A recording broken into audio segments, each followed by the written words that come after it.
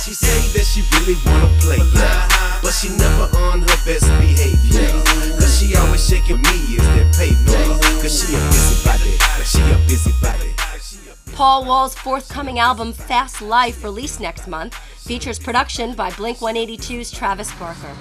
The two are good friends, and besides the production work for the new album, they're in a group entitled Expensive Taste. The group was formed with Transplants member Skinhead Rob, and he makes an appearance on the Paul Wall track, Pop One of These.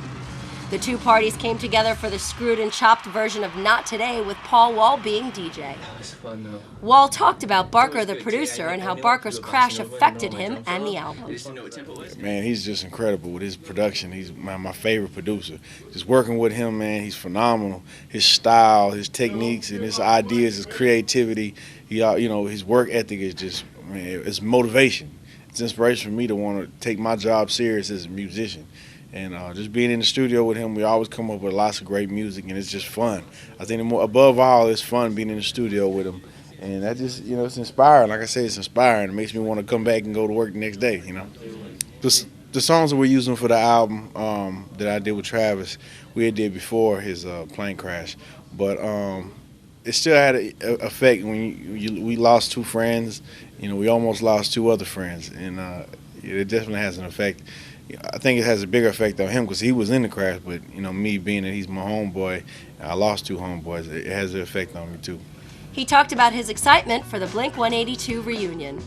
I don't know, I haven't really spoke with him about it, but I had heard before they had made the announcement, I had heard that, and then when I was at the Grammys when I saw them make the announcement, I was a little excited as a Blink fan, but it excited that my homeboys are getting back together, you know what I'm saying? Travis and Mark is another one of my friends. I don't really know Tom, I met him a couple times, but, excited that they're getting back making music together. They're, classic punk group, man.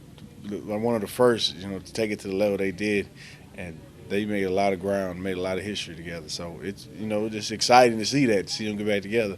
And then there's always the hope that, man, maybe I could do a song. I work with Travis, and I need to get a song with Blink now.